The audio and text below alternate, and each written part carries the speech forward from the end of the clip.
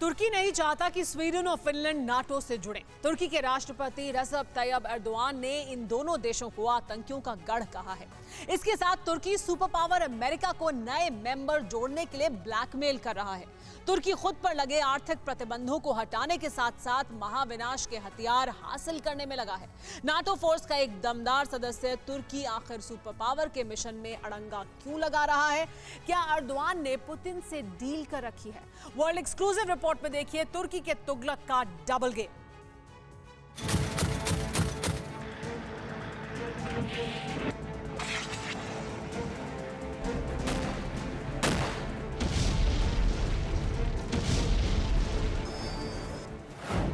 क्या तुर्की NATO force का defaulter है?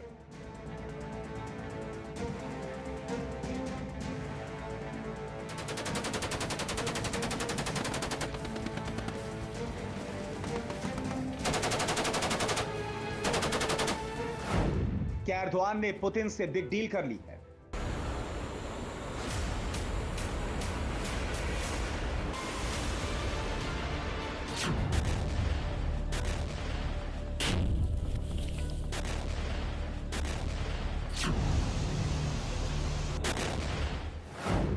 सुपर पावर को ब्लैकमेल क्यों कर रहे हैं एर्दोआन?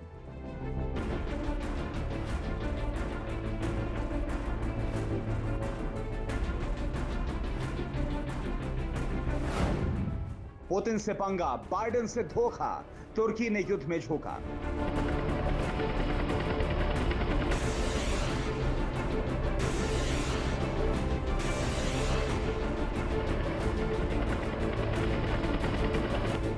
काफी हद तक चीजें क्लियर है, बस पुख्ता सबूत की दरकार है।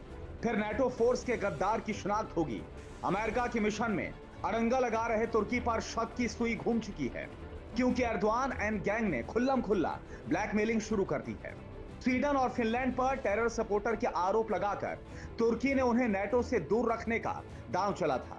एर्दोआन जिन कुर्दों को आतंकी बताते हैं वो कौन है, पहले ये जानिए। फिर तुर्की की दगाबाजी की वो कहानी जिसे अमेरिका रूस कभी भुला नहीं पाएंगे। कुर्द एक नस्ली अल्पसंख्यक समूह है जिनका आधिकारिक तौर पर कोई देश नहीं है। करीब 2.5 से 3 करोड़ कुर्द तुर्की, इराक, सीरिया और आर्मेनिया में रहते हैं। स्वीडन और फिनलैंड में भी कुर्द समुदाय रहता है। स्वीडन में तो कई सांसद कुर्द मूल के हैं। तुर्की कुर्दों को मुसलमान नहीं मानता। एर्दोआन ने कुर्दिस्तान वर्कर्स पार्टी को आतंकी संगठन घोषित कर रखा है, जिसके खिलाफ तुर्की सेना नॉन स्टॉप ऑपरेशन चलाती है। सीरिया के गृह युद्ध में तुर्की की सेनाएं कुर्द लड़ाकों के खिलाफ बरसों से युद्ध लड़ रही हैं। तुर्की ने इस बैटल ग्राउंड में अमेरिका और रूस दोनों को गच्चा दे रखा है। सीरिया युद्ध में रूस का जंगी जेट तुर्की ने एक बार उड़ाया था। 24 नवंबर 2015 सुबह 9:24 खेमिन एयरबेस, सीरिया।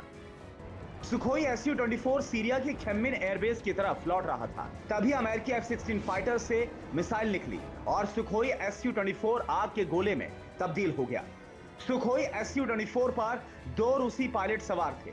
जैसे ही जमीन पर उतरे, दोनों पायलटों को मौत के घाट उतार दिया गया। सुखोई फाइटर को तुर्की ने ढेर किया था। अपने पायलटों की मौत पर रूस आग बबूला हुआ। प्रेसिडेंट पुतिन ने इस हमले को पीठ में छुरा घोंपने जैसा बताया था। पुतिन ने फौरन एक्शन लिया और तुर्की पर तमाम प्रतिबंध लगा दिए। इससे तुर्की को भारी आर्थिक नुकसान उठाना पड़ा। रूस और तुर्की के बीच करीब 7 महीने तक झगड़ा चला। 27 जून 2016 को एर्दोआन ने पुतिन को चिट्ठी लिखी और रूसी जेट के गिराए जाने की घटना पर अफसोस जाहिर किया। इस चिट्ठी को रूस ने तुर्की का औपचारिक माफीनामा माना। इसके 2 दिन के बाद दोनों नेताओं ने फोन पर पहली बार बात की और रूस ने तुर्की पर लगे सारे प्रतिबंध हटा लिए। सीरिया में एर्दोआन कुर्द के कत्लेआम पर तुले थे, जबकि व्लादिमीर पुतिन सीरिया के राष्ट्रपति असद के साथ खड़े थे।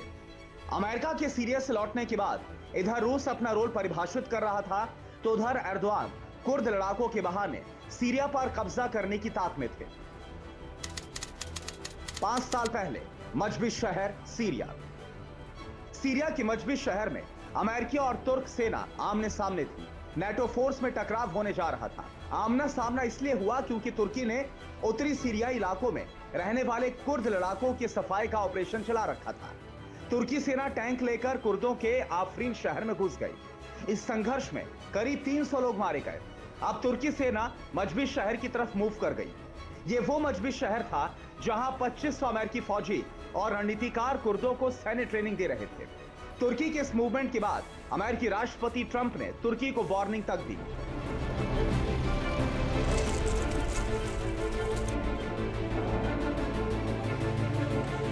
Are you concerned that Erdogan will try to wipe out the Kurds? I will wipe out his economy if that happens. I've already done it once with Pastor Brunson. I'm sure that I hope that he will act rationally. इसके बाद तुर्की ने रूस से S-400 की deal कर ली। इस deal से America इतना कुपित हुआ कि नाटो मेंबर तुर्की पर बैन लगा दिया। आर्थिक प्रतिबंधों की यही बेड़ी तुर्की तोड़ना चाहता है। नाटो में नए सदस्यों की शामिल करने के लिए एर्दोआन खुल्लम-खुल्ला ब्लैकमेलिंग पर उतर आए हैं। देखना यह है कि एक बार चला गया अमेरिका तुर्की को कितना भाव देता है।